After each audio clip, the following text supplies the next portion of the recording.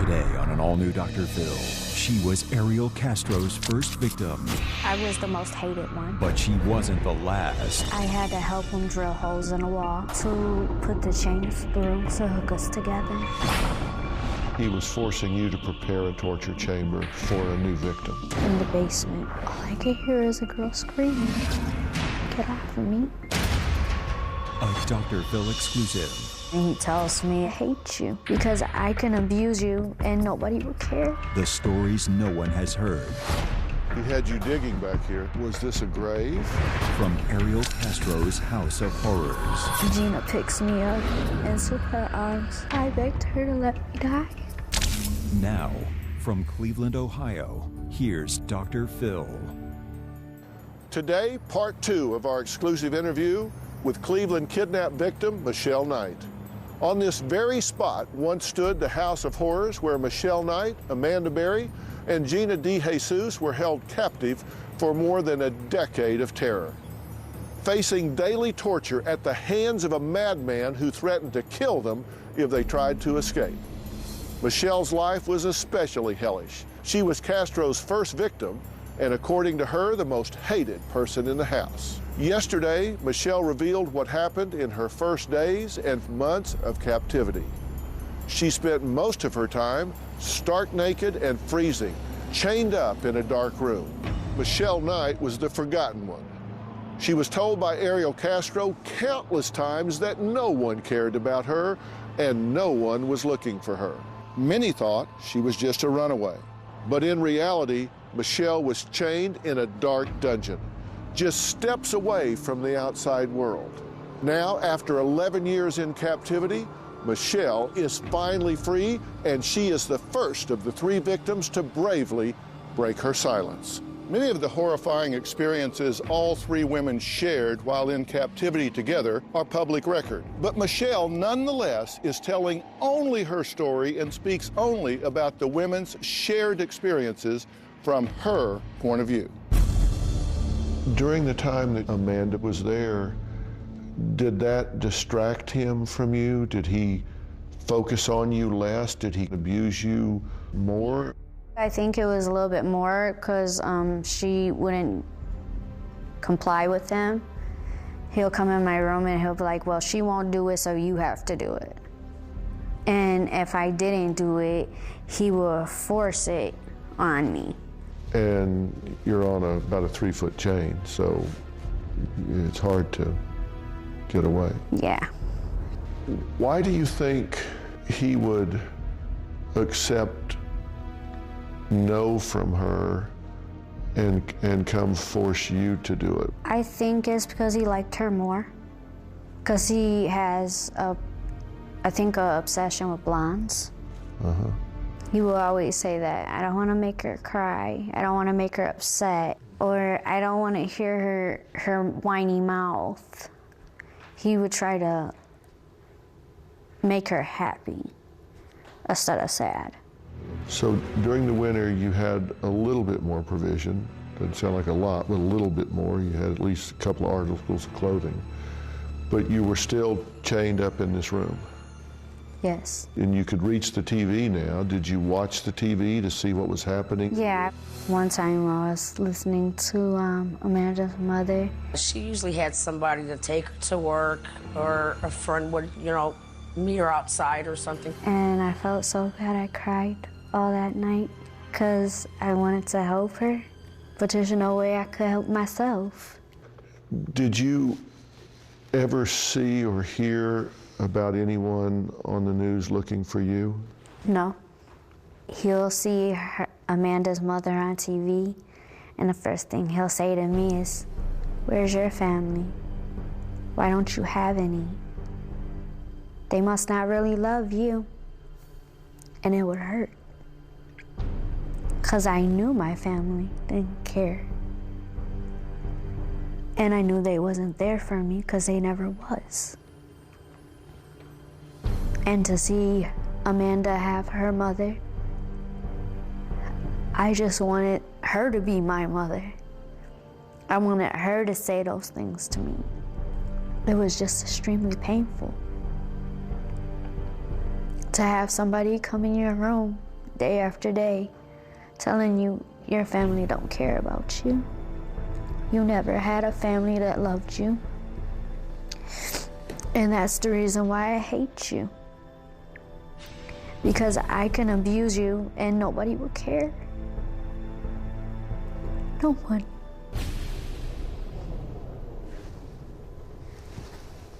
You seem to have a lot of people around you that care now. Does that feel different? Yeah, because I never had that. About a year after Amanda Berry came, again in the spring, on April 2nd of 2004, you've now been in captivity and chained up for almost 2 years. Gina DeJesus is taken. When did you first hear about that? The same day. The day she was taken, he brought her there? He had told me he was bringing somebody in the house, and he told me to be very quiet. All I hear is fighting in the basement. I could hear things crash. And I could hear somebody screaming, "Get off of me. Get off of me, get off of me." And that's all I could hear. All I could hear is a girl screaming for help, and nobody comes. Nobody helps her. You felt for her because you had been in that basement. Yeah. You had had him on top of you. You had been chained to that pole.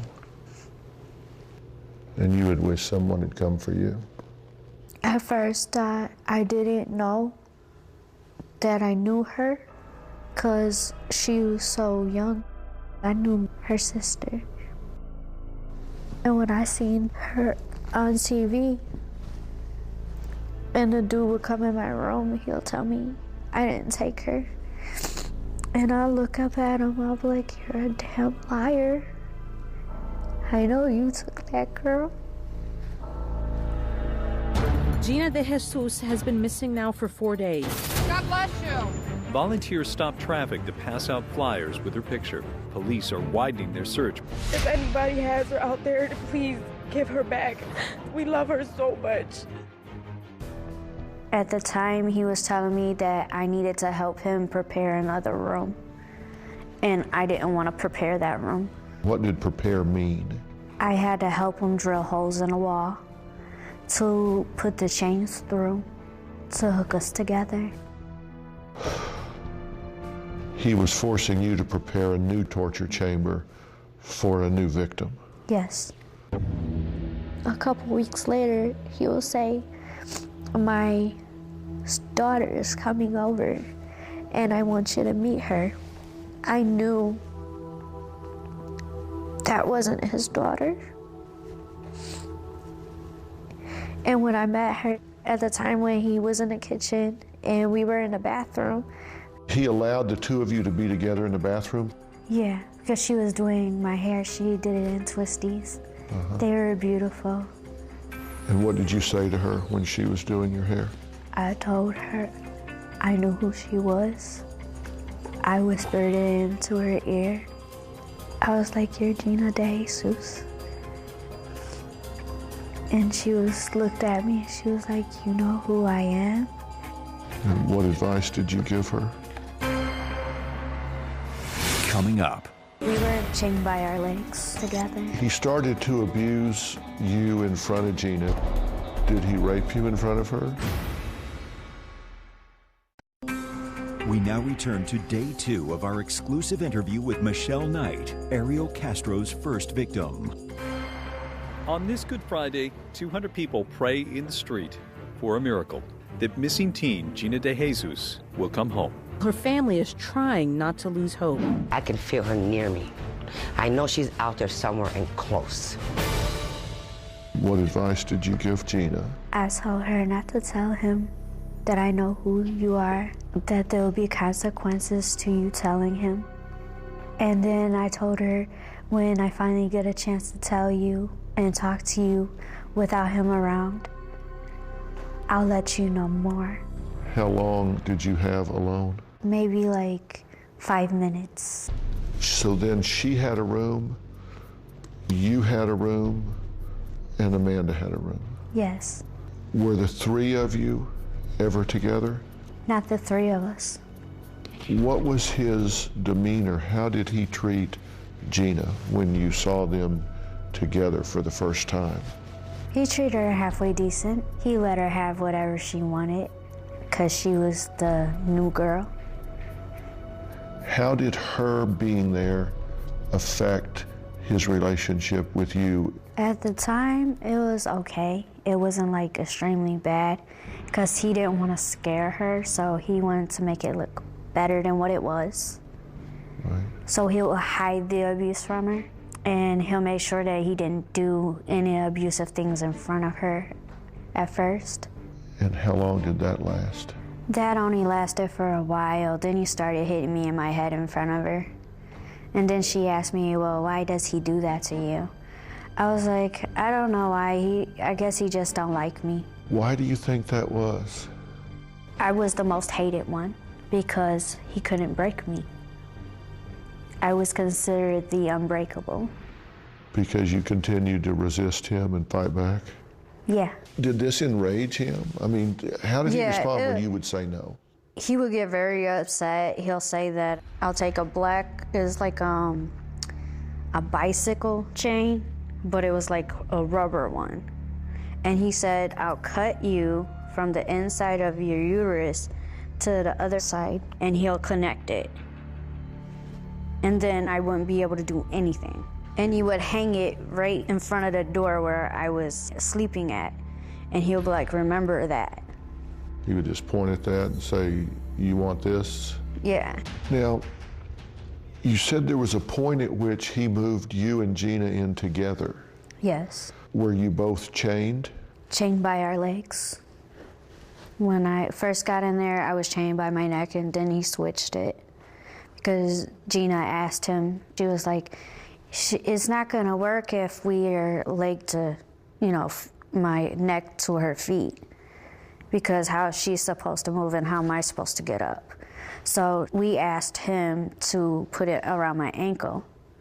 And he was like, no, because her ankle's too small, she'll get out. So he did it so tight, I couldn't move my leg. And it was hard to, stand or use my leg at all. So I had to use one leg just to get up or down to go to the bathroom.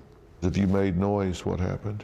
He would come upstairs and he'll start yelling, hitting me, telling me that I'm trying to get him in trouble. And if he gets in trouble, he'll kill me. He started to abuse you in front of Gina. At first he didn't, but then he did. Did he rape you in front of her? Yes. He beat you and hit you in front of her? Yes. Did he do her the same way? It was more likely not, well, I could say pain is pain, but hers were more like just smacks. Mine was more like fist. There was times that he would hit her and I would stop him and take the hit. How did you do that? I'll jump in front of her. I would start taking the abuse for her. And what made you do that? I know how it feels to be hurt, and I didn't want her to go through that. And I would tell him, hit me. Don't hit her. She didn't do nothing to you. I'm the one you hate. Hit me. Leave her out of it. Because he'll use the excuse that we're in the room together, and whatever he does to me has to be done to her. And I wouldn't let it happen. That was his logic. Yeah. How did she respond when you would jump in and say, hit me instead of her? She would cry and she'll ask me, why did I do that? And I'll be like, because I care. So you were there for her and her for you? Yes. After the three of you were there and you were in the room with Gina, did you get pregnant again? Coming up. There's a time in the house where I was going to die. Gina picks me up into her arms and tells me to come back. I begged her to let me die, and she wouldn't do it. We now return to day 2 of our exclusive interview with Michelle Knight, Ariel Castro's first victim. There was a time that the police came to the door. Someone had called and said they heard banging from inside the house. That was me, because I was trying to get out. And the police came and knocked on the door. Was he there? He was there. But he didn't answer. So the cops come to the door and knock. Nobody answers. They leave and never come back. Yeah. After the 3 of you were there and you were in the room with Gina, did you get pregnant again? Yes, I did. I started to throw up and I couldn't keep anything down. I would try to save and steal food just to eat, just so I wouldn't hurt. And I think that's what made the baby stay longer. How did you steal food? I would place it anywhere where he couldn't see it. Just hide it on your body somewhere? Yeah, and I would pray that he would not try to touch me at that time, because I didn't want him to know that I took the food. Were you starved to the point that it was becoming painful? It was unbearable. And then I got caught, and he started to keep me upstairs to where I couldn't steal food, I couldn't try to eat. And sometimes he'll tell Gina not to feed me, and she'll do it anyway, because she didn't want me to hurt. He knew you were pregnant the second time? Yeah. Okay. What did he do this time when he found out? He kept on repeatedly punching me in the stomach. Take me through that moment that you lost the baby the second time. I was with Gina, but I didn't let her know that I was miscarrying a baby. Why? Because I didn't want her to hurt. I didn't want her to feel that pain of watching me. I just wanted her to think I was sick. This is now in your 3rd year. How many times did you miscarry while you were in captivity? 5 times. And did he brutalize you every time he found out? Every time got worse than the other. By the 3rd time that I got pregnant, it was kicking, jumping on my stomach. Like if I was a bed, he would literally have me lay straight, and he'll jump right on my stomach with his feet and his heavy body. You said there were times in the night when you would be bleeding and miscarrying that Gina would sit with you? Yes. And take care of you? She'll rub my stomach to ease the pain, even though there's no way to ease the pain. It just kept on coming like a knife. Thousands of them hitting me all over. Did you think you were going to die? Yeah. There's a time in a house where I was going to die. I'm allergic to mustard, and he made me eat 2 sandwiches with mustard on it. And my throat and my body swelled up. I couldn't breathe. I couldn't talk. There's quite a few times that I passed out during that time. The only thing I could think of at that point in time that I was dying, and there's nobody to help me. And just at that point in time, I see a light. I'm already almost gone. Gina picks me up into her arms and tells me to come back. You can't go like this. Your son loves you, your son needs you. And she tells me she loves me too. And I try to come back. Did you want to die at that point? Yeah. I begged her to let me die, and she wouldn't do it. What did you say to her? I told her to just turn around and let me die. That I couldn't do it anymore. Sounds like you and Gina kept each other alive. Yes. Protected each other. Yeah. And you were able to tell her some things she needed to know to survive. Yeah. I told her that everything that happens to me is gonna happen to you, regardless if you like it or not. And I tried to help her along. And I would hold her hand so she can squeeze when she was in pain, to let her know that I was there for her. So you were able to reach out and hold her hand. Yeah. It sounds like whatever rage, anger, bitterness, hatred, he tended to focus that more on you than anyone else. Yes. Did the other girls know it? Gina did. Amanda learned that later on. She was like one of those girls that really didn't get it. She would see it, but she wouldn't believe it. She wanted to think that it wasn't happening. That's what type of girl she was in the house. It was like he treated her totally different, so she looked at the situation in a different way. So by the end of the year and a half, the three of you were in there, and you clearly bonded with Gina, and you love her to this day, right? Yes. How do you feel about Amanda? We now return to day 2 of our exclusive interview with Michelle Knight, Ariel Castro's first victim. How do you feel about Amanda? We're okay. Not best of friends, but okay. You said that you believed he hated you, and that that's why you got treated the worst. Yes. How did she feel about you? I have no clue. One of the things that I thought seemed particularly cruel that I heard you talking about is that Castro, that dude as you call him, played mind games with you. Would he try to give you what seemed like an opportunity to escape, to see if you would try? Yes. Tell me how that happened.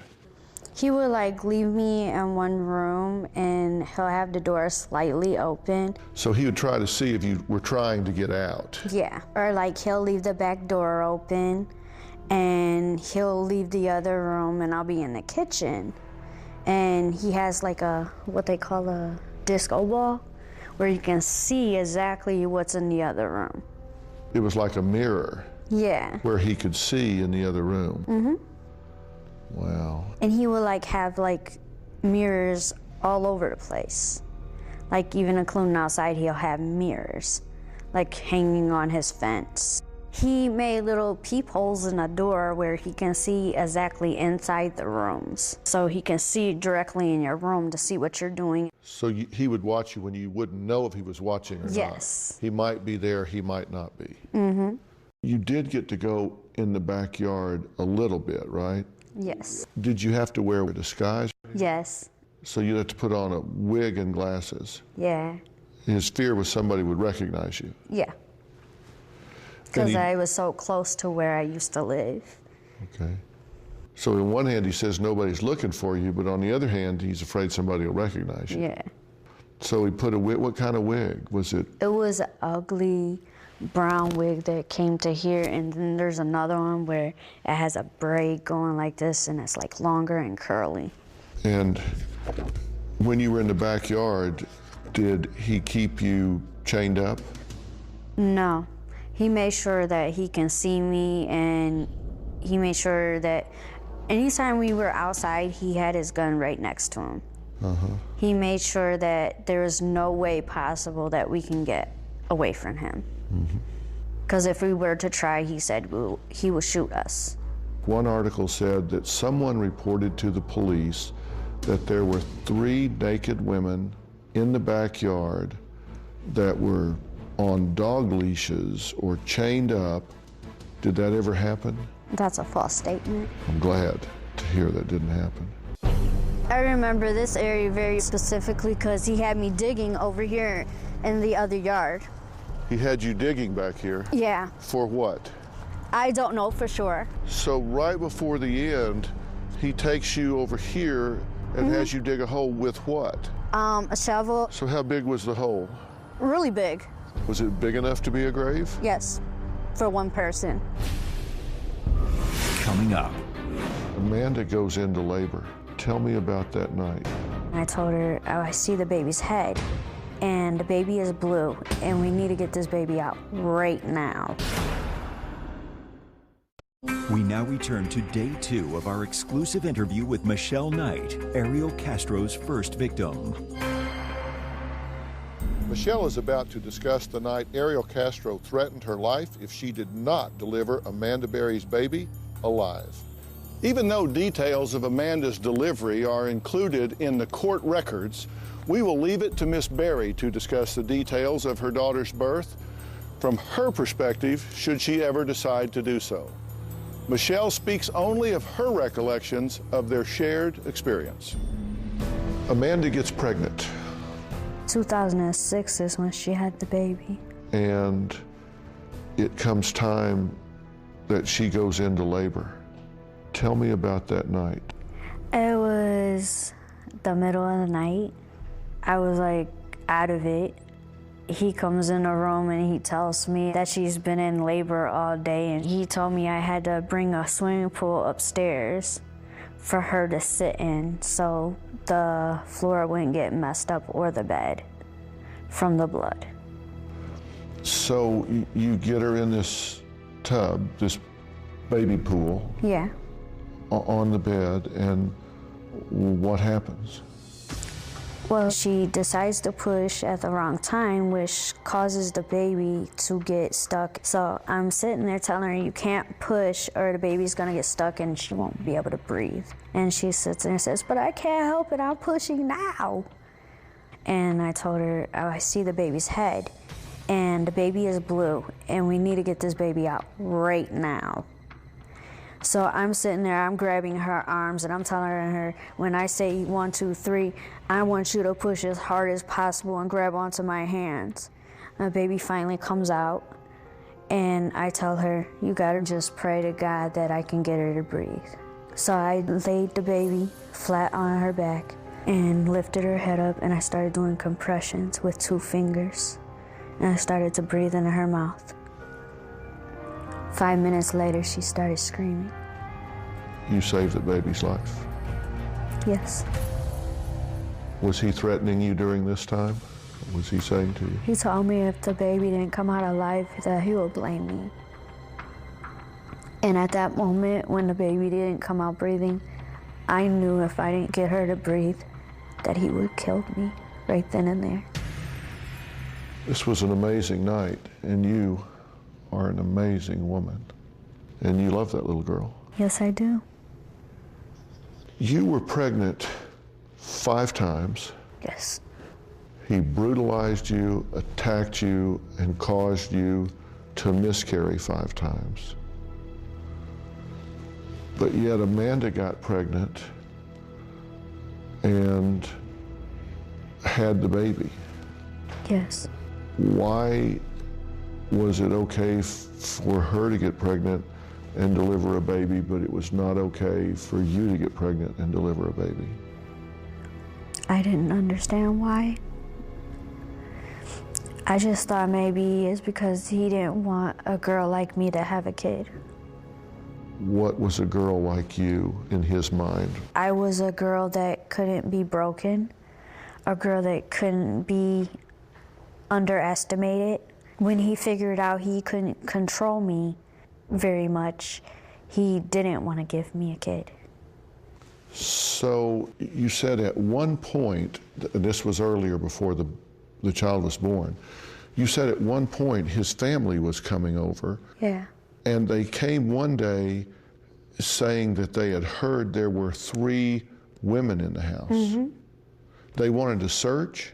Yeah. Did they think their dad was a pervert or something? Were these family members, brothers, kids? Who was it that came and wanted to look? The daughters and their boyfriends came over with their 2 little ones.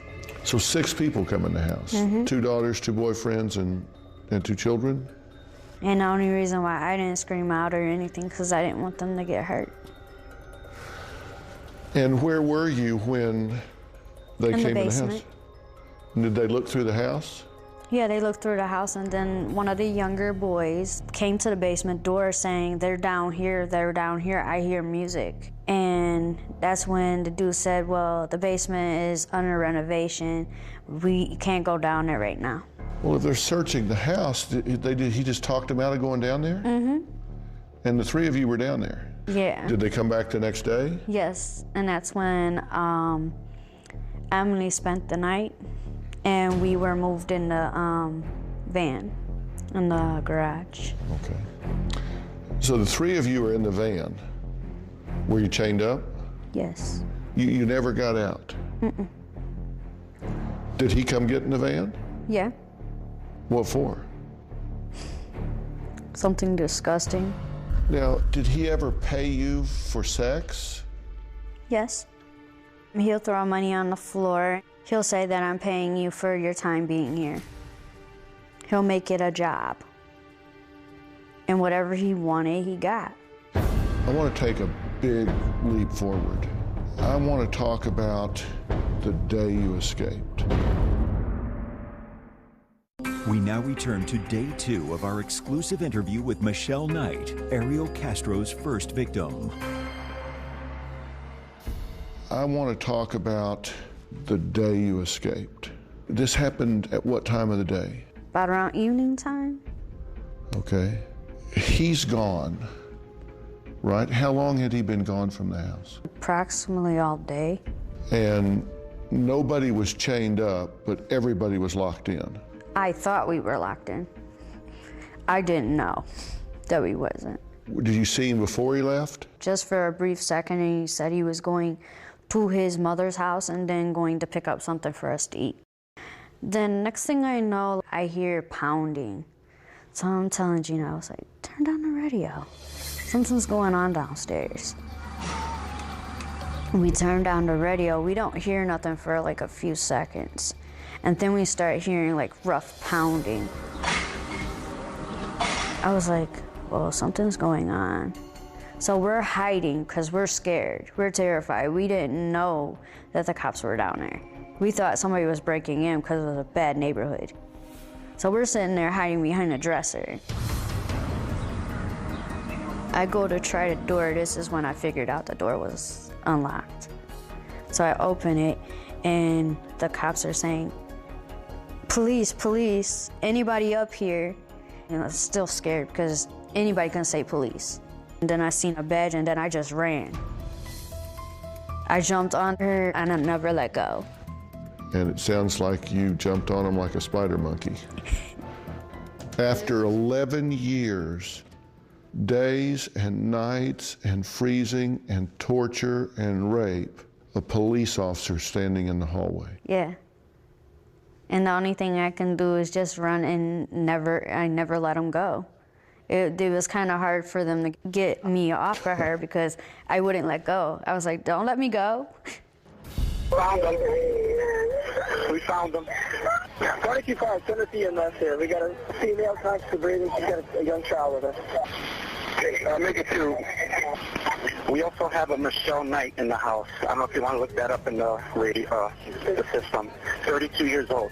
Did it hit you what was happening? It was like a roller coaster.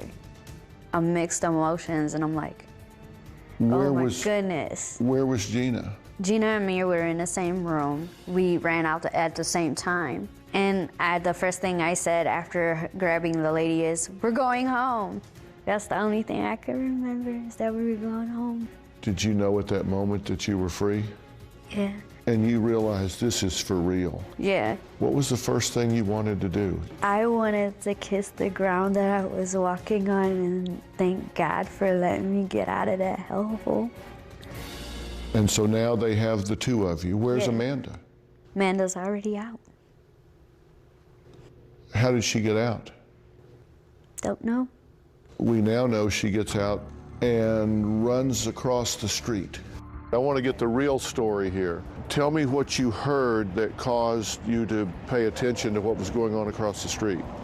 They were sitting here on the step when they heard a pounding on the door. She could see an arm and somebody waving, yelling, help me, call the police, I'm Amanda Berry.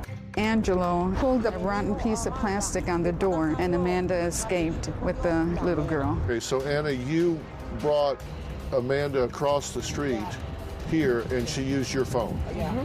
This is the phone she called from. Yeah. Have you ever heard the 911 call when she called 911? Yes. Can we listen to it now? Okay. Cleveland 911. Hello, police. Help me, I'm Amanda Berry. You need police, fire, or ambulance? I need police. Okay, and what's going on there? I've been kidnapped and I've been missing for 10 years and I'm here, I'm free now. Okay, I don't know right now. We're going to send them as soon as we get a car open. No, I need them now before we get back. All right, we're sending them, okay? Okay, I mean, like, who's the guy who's the guy who went out? His name is Castro. What do you think about that? Sad. Sad in what way? Because she didn't mention us. Do you know why she did it that day? Maybe she was angry. What would she have been angry about? Everything, life, things that went on in a house. She just took a different road than everybody else. If he had come home and she was gone and you were there, what would he have done? He would have killed us. He said if anybody ever tried to escape, that he would kill them and the person that helped them. What was your reaction when you found out that Castro was found dead in his cell? You have problems with your eyes now. Yes. Tell me about that. I can't really see even with glasses. It's very hard to see. What is it you think made your eyes deteriorate so much? The darkness.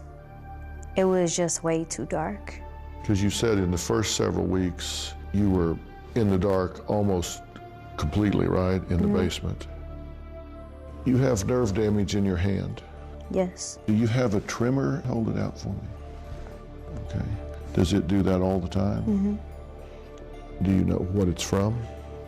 Probably from where he slammed me on my head. You found out when Castro was found dead in his cell. Castro was in his cell alone last night when authorities say he took his own life. The Franklin County coroner rules it a suicide. What was your reaction when you found out that he was gone? He took a coward's way out. So you would have preferred that he be alive to be imprisoned like you were, rather than to escape in death. But I understand the reason why he did it. He finally figured out the pain that he put us through was a pain that he didn't want to go through. You were stronger than him then. You're stronger than him now. Because you made it, and he didn't. I started this by thinking that I was sitting down with a brave and courageous young woman.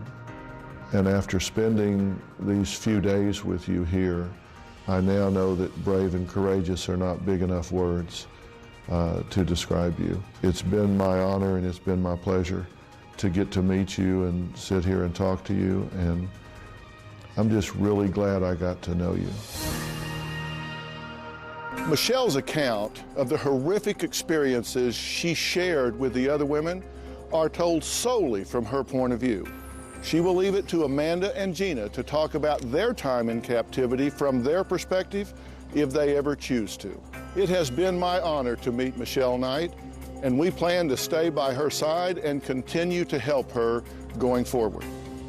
If you've been touched by her story and want to donate to Michelle Knight, go to drphill.com. The Dr. Phill Foundation is setting up a fund for Michelle, and we are starting her off with a substantial donation. Every single penny will go straight to her. I know that you, like me, wish her the best in her life, and we're going to be keeping you updated on what happens with Michelle Knight. Thanks for being here. So long. Today on Dr. Phill. She was so beautiful, and now you see the skeleton. She's starving herself. She's become a passenger on this anorexia train. And destroying her family. I live in fear and anxiety every single day. She threatened to kill herself, and you said, "Hell, just do it." I'm just done with her. I'm just sick of it all. Look what it's doing to your son. Do you binge and purge in front of him? I have before, yes. And what's he say to you? No, mommy. No, mommy. Do you get that this can kill her? She's got to do something. This is it. We can't go on living this way. I'm sick of being like this. I don't want to die. I want to live. Let's do it. Have a good show, everybody. Here we go. I hate to see people suffering, and you've hurt long enough. Stand by, Dr. Phill. I'm going to get you the help that you need. In 5, 4. This is going to be a changing day in your life.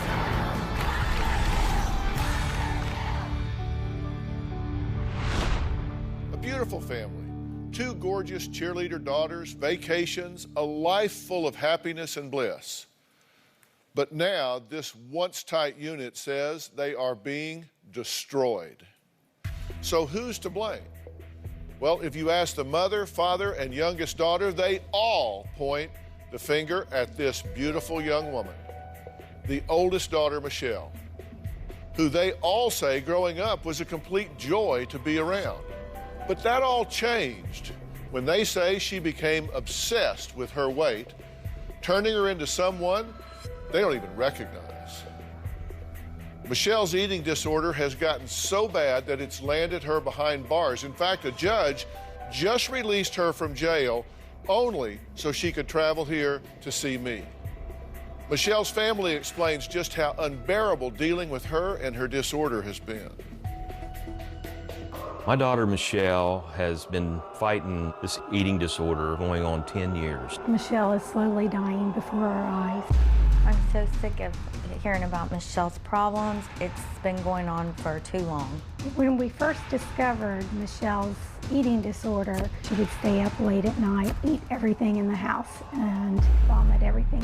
I started hiding my food in my closet and locking my door so she wouldn't be able to get in to get it. I would go into her room and I would find just all these wrappers, and she was taking these over-the-counter medications to lose weight.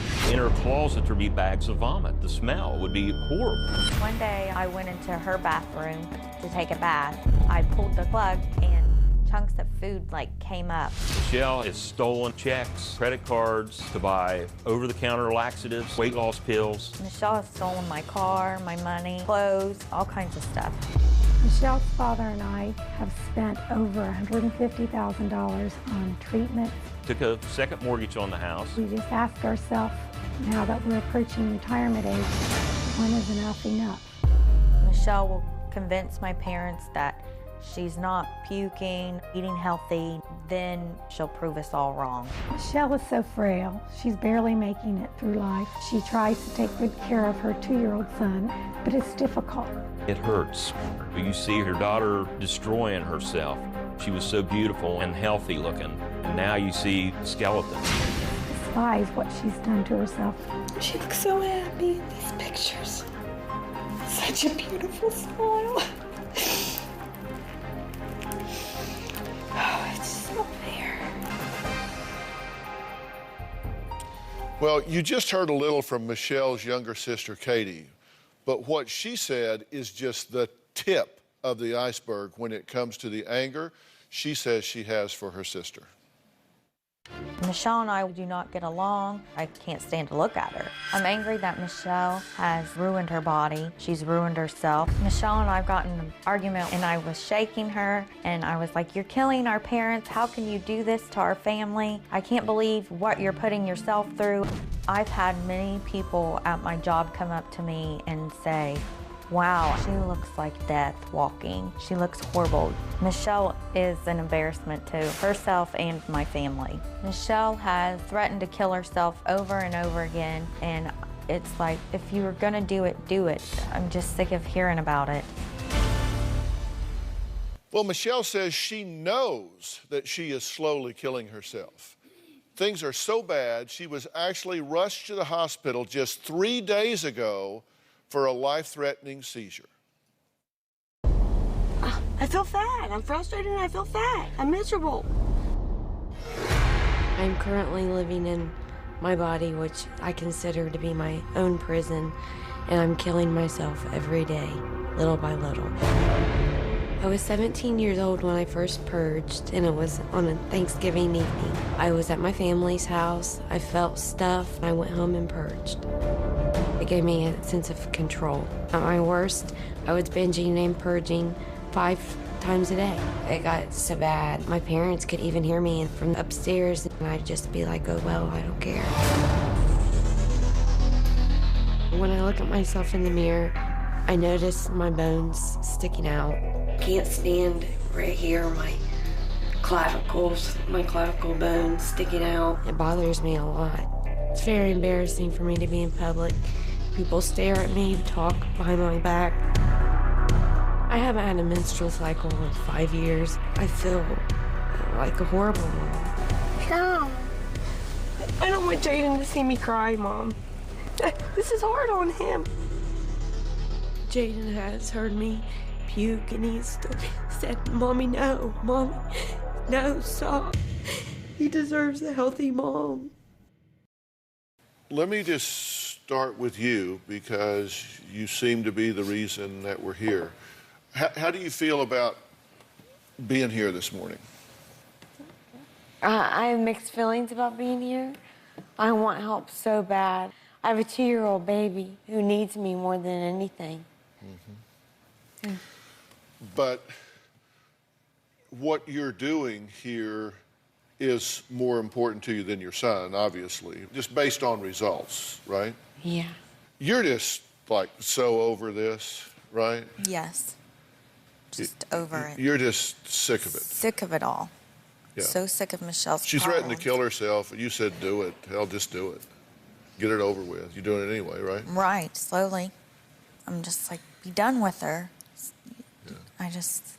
I'm just sick of it all. You've been dedicated to this lifestyle that has resulted in a tremendous loss of weight, a tremendous erosion of your health. But have you ever stepped back and really taken stock of how this is working for you overall? Not really, no. Well, I did.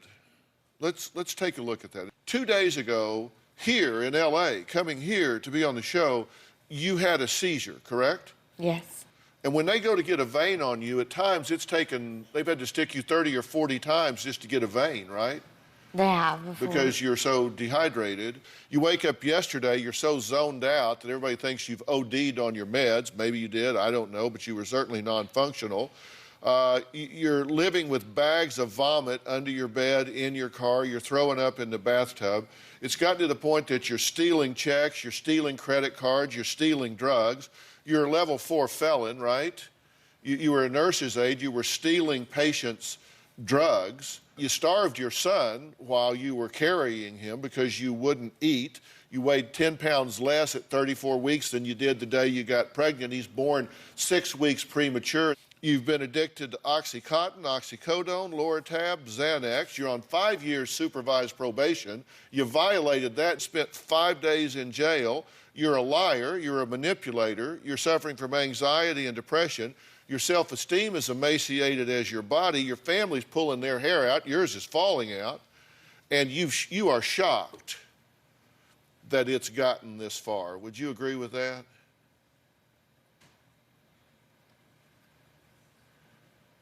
Hello? Yes. Are you present? Are you listening? Yes. What are you thinking about? Just all the damage that I've caused. The truth is, you couldn't stop if you wanted to. Isn't that right? Without help. He doesn't get that, right? He just thinks, look, start eating, hell, get over it, start eating. Yeah. And Ann would say, she's sick. She's sick. She needs help. And I'd say, she's weak.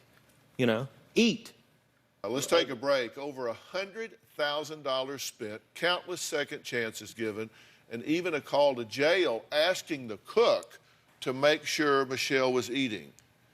Are these parents unknowingly helping Michelle slowly kill herself? Yeah. I say yes. We'll see what you think when we come back.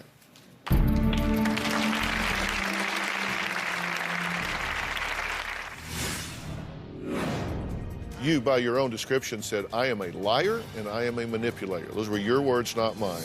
Why is this time different? I want a normal life. I'm sick of this life. I don't want it anymore. I don't want to die. I want to live. During my pregnancy, I started getting bigger and my eating disorder began to kick back in. I wasn't eating enough for the both of us. I was furious. Do you want a healthy baby? Do you want your baby to survive? Jaden was born 6 weeks early. The doctor did an emergency C-section. Michelle was so emaciated, it took the nurses 20, 30 times to get an IV. Yes, you just heard right. Even a miracle pregnancy wasn't enough to stop Michelle from continuing her session to be thin. But as much as her parents, Ann and Mike, say they are disgusted, say they are embarrassed by their daughter's behavior, they sure play a huge role in allowing this disease to stay alive. Take a look. I enable Michelle. I barter with her. If you gain 20 pounds by next summer, I'll give you a nice wedding. I told her that if she gains weight, we'll buy her a house. We've enabled her. We've given her a car, an apartment, and would fill her refrigerator up. My parents have always given in to Michelle. They always give her money, gas money, food money. Not only was Michelle charging up credit cards in my name, but she had credit cards in her own name. She charged over $10,000. Most of the money was spent on food that she just purged. We had to hire an attorney to file bankruptcy for her. I don't have a cell phone because I pay for Michelle to have a cell phone. I tell my parents they need to stop giving in. She's not going to change if they're going to just keep being there for her. She's good at manipulating a lot of people. Let me ask you, in looking back, have you guys enabled her to do what she's doing? Yes. You've paid for it. You've changed your lifestyle for it. You've made excuses for her, covered up for her, done things that, but for you doing that, she would have had a harder time doing this. So you've actually become her staff to help her kill herself. That's what we're talking about here. We have. You found her unconscious with a needle hanging out of her arm. Yes, right? Mike did. Yes, I did. He did. Okay, that's what it's gotten to. In our own home. Okay, so she goes to rehab and gets out and you give her an apartment. Stock it with food, off she goes. In retrospect, is that a good plan? No. It's not You a good said, plan. I want to believe everything she tells me. Yes, but I don't anymore. I don't. She's a compulsive liar. She's professional. I mean, she is. She's good at it. She can, you know, she knows what to say. She's, you know, she's a professional, you know, and she can tell you that and look right at you. Do you bully them into doing what you want them to do? I guess you could say I do that. How do you get them to do it? You, by your own description, said, I am a liar and I am a manipulator. Those were your words, not mine. You Yes. said, I'm a liar and a manipulator. How do you manipulate them? What's your best tool? By telling him that I'm going to get better, I'm going to do better for myself. You give them a little hope. Yes. And when you say it, you know you're lying, right? I mean, how could he look at you and say, this time's different? You know, that's what he's That saying. is Why is this time different? You know, Because I have a 2-year-old son. But Dad. you got to want it for yourself. Yeah. I do want it You've for myself. destroyed this I do want it for family. myself. You have I look at myself and I absolutely- don't like myself, guys. but I you've done don't. it before. It's the I same know. old song and I dance. know, It's like but you say, it's you've not- done it before. It's not the same old song and dance this time. It's not the same old But song. they can't look at you and say that because your track record doesn't show that. I know my track record doesn't show that. I know that. I'm aware. And we've heard it over and over and over again. I know I have, but I don't want that life. I don't. I want to live. I was going to school. I want to be a productive member of society. I want to be a good mom. I want to be a fiance. I want to get married. I want a normal life. I'm sick of this life. I don't want it anymore. I don't. I'm sick of being like this. I don't want it. I don't want to die. I want to live. We're sick of it too. We can't take it anymore, Michelle. I mean, absolutely. It has destroyed this family. It has, look what it's doing to your son. Mommy, are you okay, Mommy? Mommy, are you okay? Do you know how hard that is to see your 2-year-old son? You don't think it's hard for me to see too? And the guilt I feel? Yet you continue to do. I mean, look. Do you binge and purge in front of him? I have before, yes. And what's he say to you when you do that in front of him? No, Mommy. No, Mommy. Destruction. You just have a destructive personality. It's like you just possessed sometimes. Where's my daughter? I want my daughter back. You know, what happened to her? Where'd she go? Well, she's not possessed. She has a disease here. In my professional opinion, this is involuntary. She's become a passenger on this anorexia train. Now, she might have been up running it to start with. She might have been up in the engine driving this train, but she's a passenger now. And at this point, Mike, she can't turn this off if you held a gun to her head. Tell me what you're thinking. I hate to see her. I mean, it's just like you said. I mean, she can't get off from it. She's so far into it that, like I said before, I mean, I'm going to see her, you know, take her son to a nursing home and see her with a feeding tube. See her in a, you know, go to the funeral. Do you think I can help your little girl here? I think you can. I hope you can. All right, let's take a break here. Michelle says she will do absolutely anything to keep from having an appetite. Sadly, this anything left her convicted of a felony, as I said, locked up for over 2 months. It's also put her son's life in danger. I'll tell you why I say that when we come back, and then we're going to start talking about how to turn this around.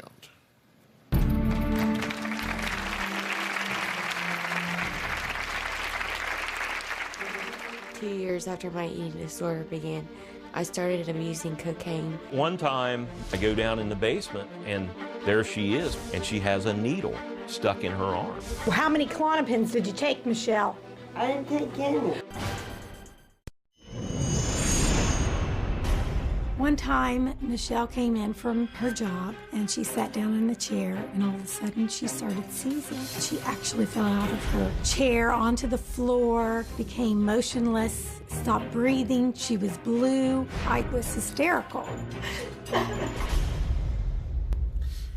Ann and Mike, along with their youngest daughter, Katie, all say their family is being torn apart, being destroyed by Michelle's battle with anorexia and bulimia. They are mad at her about it. They're upset with her. They are angry about her lies, her manipulation. But if Michelle's balancing act between life and death wasn't dangerous enough, she decided to turn to hard drugs to help suppress her appetite even further and forget about food completely. Take a look at this. 2 years after my eating disorder began, I started abusing cocaine, so I didn't eat. I would see her doing cocaine. She would be up all night, not eat for days. I started doing about 2 grams of cocaine a day. If I didn't have the money, I would steal the money from my parents or pawn their stuff. When I was confronted, I lied. I felt no guilt. The drugs were more important than my parents and myself. My parents would obviously see me high. One time, I go down in the basement, and there she is, passed out, and she has a needle stuck in her arm. I got a job working as a nurse's aide, and I got caught stealing my patients' pain pills. I was arrested right there on the spot. I was convicted of a felony. I did a total of 5 months with 5 years probation. Michelle never learns her lesson. A few days ago, they came and they arrested her for a probation violation. She spent 3 days in jail. Pulling into the parking lot at the county jail, my daughter is standing out there. When Michelle came home from jail, it was like, why are you wanting to change this time? Everything you say is a lie. Well, yesterday, here in L.A., coming to be on the show, and her family found Michelle in her hotel room in what they say can only be described as a frightening state. Look at her hands. Her fingers completely bent back. They need a lady. Yeah, I hate you for this, Michelle. I really do. You're abusing. How many Klonopins did you take, Michelle? I didn't take any. What the heck did you take? I don't remember, Mom. And you're just like you're a zombie or something. Can you get up and get in the shower or get a bath or...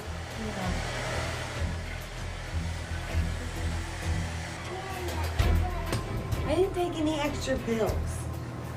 It's from being so tired. Are you serious? I've been so tired. I didn't even wash my face. Stop making I'm not excuses. making excuses. That's how it is. I was afraid you were dead. I cannot trust you. You came in that room, the baby's in the room, right? There's pills scattered out on the floor. Yeah, it was scary. That this baby could pick up. Yeah. Swallow. What do you say about that? It scares the hell out of me. That wasn't my intention. I didn't take any more medication than I was prescribed. I left him up on the table, and he had climbed up and got him, and I should have never left him out like that. You say early on, you just kind of left this to your wife. This is just kind of girl stuff. She's a nurse. Just kind of leave this to her, and you would just go off and pretend it wasn't going on.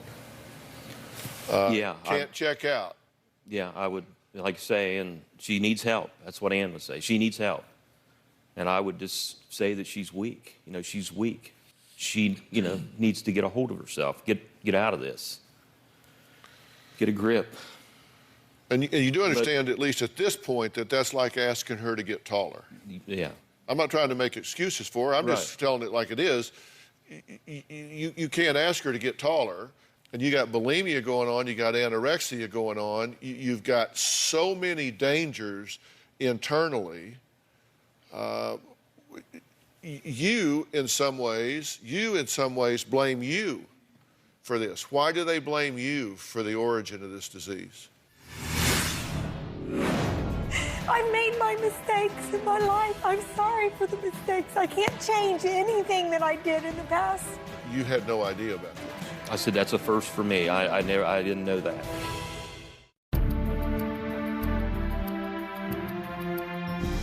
Why do they blame you for the origin of this disease? They blame me because I was, very self-conscious about my own weight. I was a fitness instructor. I exercised a lot. I drug them to the gym. I feel like I contributed to her eating disorder because I probably, in a sense, had an eating disorder myself. Did she ever see you throwing up? She says she has, and I have, yes. That's a first for me. I didn't know that. How do you feel about that now? I feel responsible for her eating disorder. I hate myself for it. How long did you binge and purge? It wasn't often, maybe once a week for, I don't know, a couple years. So you went through a substantial round of bulimia if you were doing this weekly, even weekly, for a couple of years. And you had no idea about this? No clue. You know, it was interesting. I always look to see what degree of insight the players have so I can assess see what my assets are. Mm-hmm. And You being in denial is my description of what you did, not your description. Your description was, hey, she's just weak. I left it to her mother. She's a nurse. Well, that's not an option. You obsess about your body. You talk about body parts you don't like. You're binging. You're purging for a couple of years. I began to ask myself, not why is this going on, but why not? I don't know. She gets in trouble, you bail her out. She's on probation, she doesn't go, nobody says anything. We didn't know. She's a good liar. Did it occur to you that she is a liar? Look, she has one priority, and that's to be alone with her disease. And anything she can tell you to get you to let her do what she wants to do, she will tell you. You know that. You've seen it. You've lived it, correct? Yes. And you say, I want to believe anything she tells me. Well, Mary Poppins, welcome to the real world here. You can't believe what she's telling you. If her lips are moving, she's either lying or throwing up.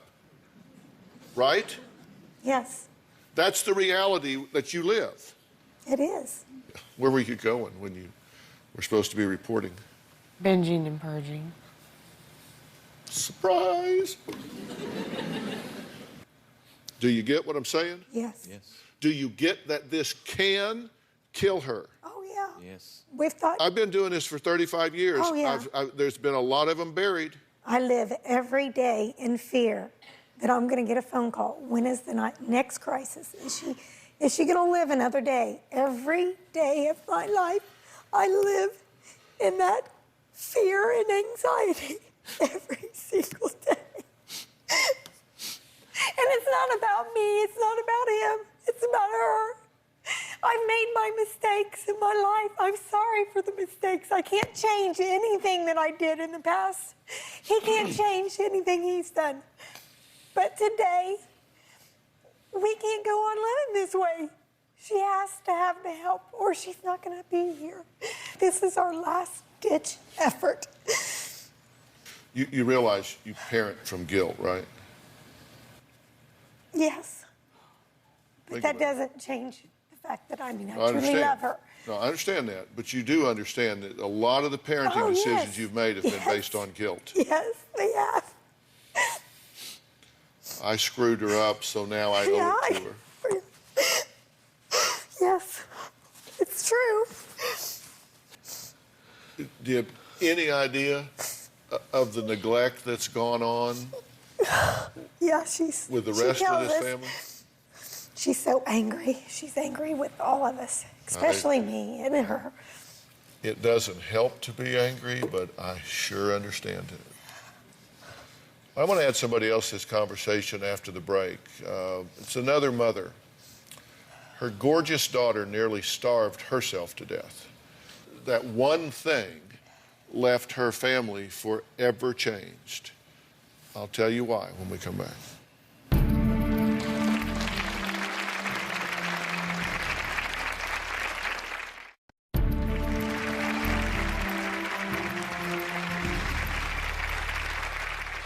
Now, Sandy and her family know exactly how dangerous anorexia can be.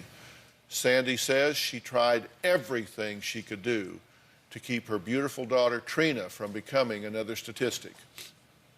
But sadly, on June 3rd, 2010, Sandy's worst fears nearly became a reality.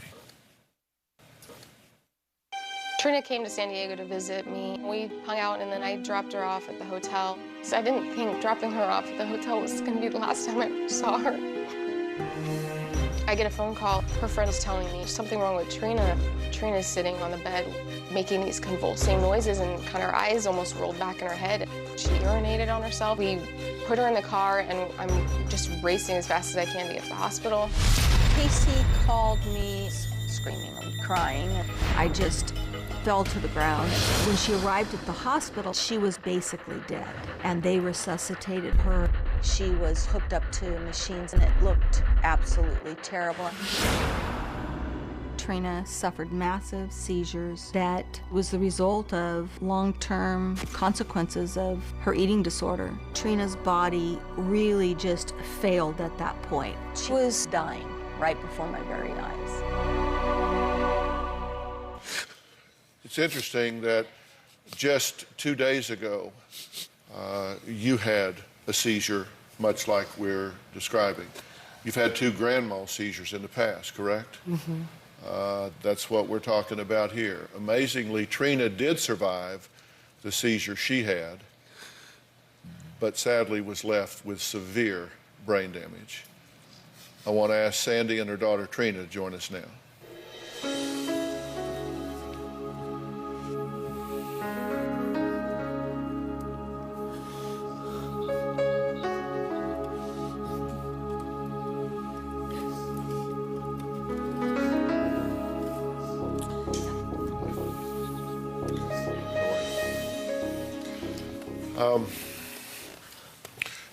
Thank you for joining this conversation. And so everybody understands, with Trina, she at times will look like she is attending, it will look like she is responding, but the truth is she is absolutely in a vegetative state, correct? She's not cognitive at all. She can hear, but she can't respond, and we don't know what she's doing with what she's hearing. Right. Now, you wanted to be here today. Tell us why.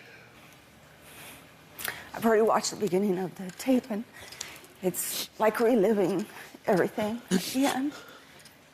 And Michelle, I really pray you pay attention. It's not just about dying. This is another place that you can go where you can't communicate anymore. She's on a feeding tube. Her diapers are changed. And we have to do it for her 24/7, 7 days a week, 365 days a year. Well, Sandy and Trina's stepfather, Steve, graciously allowed our cameras into their home to see the reality of what Trina's daily life is like now. Take a look. Ooh, I love you. Yes, I do. And we brought her home May 27th of 2011. They've classified her as vegetative, which is a non-cognitive state. She's 100% helpless. She cannot talk, she cannot eat, she is on a feeding tube, so that's up to us now as the parents to do 24/7 care for her. I'm with Mamas. Whoops, careful of your footing, though. Taking care of Trina is exactly like taking care of a 10-month-old baby. Are you ready to get in bed? This whole experience turned us into full-time caregivers, and nobody really can prepare you for it, and you have to develop a routine. They've given up their lives to take care of her. They face it daily. Just getting food and vitamins. And that, to me, is nothing short of a miracle. I'm hoping with all my heart that she knows Mom is Mom. Well, joining us now are Trina's stepfather, Steve, and older sisters, Carly and Casey. And I want to chat with them for just a minute, but if you would, stand up for me. I'd like for you to sit right here next to Trina for just a few minutes while I'm talking. Casey, you found your sister, correct? Yeah. For you 2 sisters, when Steve and your mom pass, then her care is going to be left in your hands. Yes. Yeah. And that's not a happy thought, Casey, true? No, I try not to think about it because, well, A, I want my parents around forever, and B, I don't know if I could do what they do. Have you looked Trina in the eye? Yeah. Look her in the eye. If Katrina had the chance, she would say to you, and you would understand her language, that if she could wake up right now, she would make different choices because she didn't plan on this. And this wouldn't make a very good mother for your son. Yeah.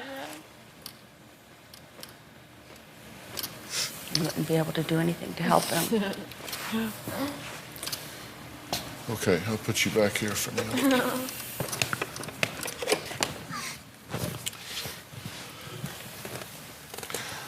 We're going to take a break. When we come back, I'm going to tell this family what role they play in this. And I do believe that Michelle is at a critical point where her body could shut down before the end of this sentence. I'm serious. She has had seizures already exactly what happened here. The difference is she got a second chance and a third chance, and she is sitting here today, and I'll be damned if she's going to squander this chance. We'll be right back.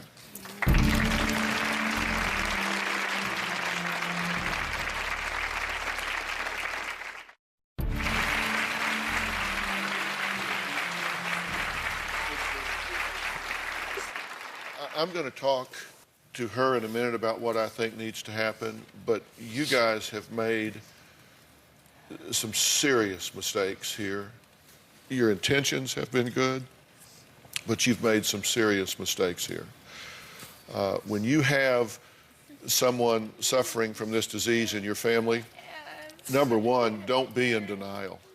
Number two, it's very important that you educate yourself about this disease. This isn't just being weak, Mike. I'm sorry, it's not that simple. You have to educate yourself. And you cannot let the eating disorder rule the house. You've shaped your lives around pathology. You've actually shaped it to empower the pathology. You have to require your loved one to get professional help. This is so beyond you. This is so beyond you. You're not equipped to deal with this. And you never, ever surrender to the disease. Are you ready to deal with this? Absolutely. You're ready to take this on? Yes, I am. Because you have to understand, I'm not like these other people you've dealt with before. I'm like a rash. I just don't go away. I will haunt you till the end of the earth. So when you tell me yes, you need to plan on getting better. I've asked Dr. Jennifer Henready from the Center for Discovery, which is specialized in residential eating disorder programs all over the country for adult and adolescent women. Jennifer, thank you so much for being here. Thank you for having me. You've heard what we're talking about here. This is a dual diagnosis situation, which Center for Discovery is so good at, because what has to happen here is we have to deal with the disease of anorexia, and we have to deal with everything that empowers it. And that's what you guys specialize in, true? We really do. We really specialize in treating people that have had unsuccessful past treatment, and also on the whole family. We will really work with this family. There's a lot of healing that I believe can take place here. You deserve to have a chance to do this. Your son deserves a chance for his mother to get herself right. Yes. You can heal yourself and a lot of wounds with this family. Now, you look me in the eye and tell me you're in. I'm in. 100%. All the way. All the way. Yeah. I want this. Well, we'll see. I'll be obedient to whatever they say. We'll see. All right, next. So how do you know if someone you love is suffering from an eating disorder? I'm going to tell you the specific warning signs for both anorexia and bulimia, because like so many other things, early intervention is a key to success. We'll be right back.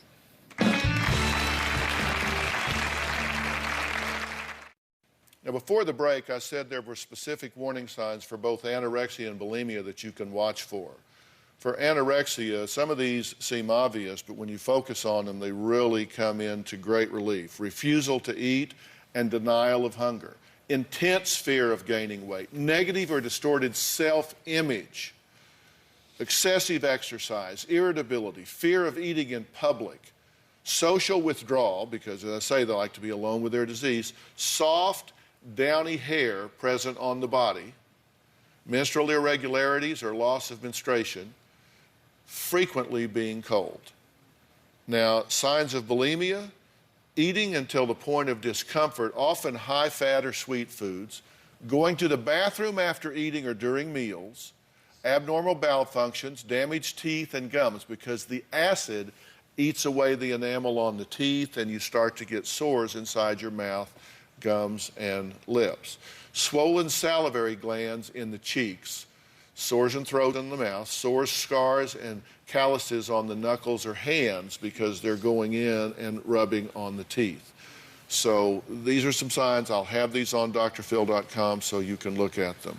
All right. I want to thank all of my guests today. A very special thanks to Dr. Jennifer Henready and the Center for Discovery, which is an amazing resource for anyone struggling with an eating disorder. There will be links on drphill.com. So for more information, you can also go to their site at centerfordiscovery.com. You can also go to the National Eating Disorder Association's website for more information. That's www.nationaleatingdisorders.org. And if you want to help Trina's family, there will be a link to their website on drphill.com as well. We thank you so much for coming. I appreciate it. So long.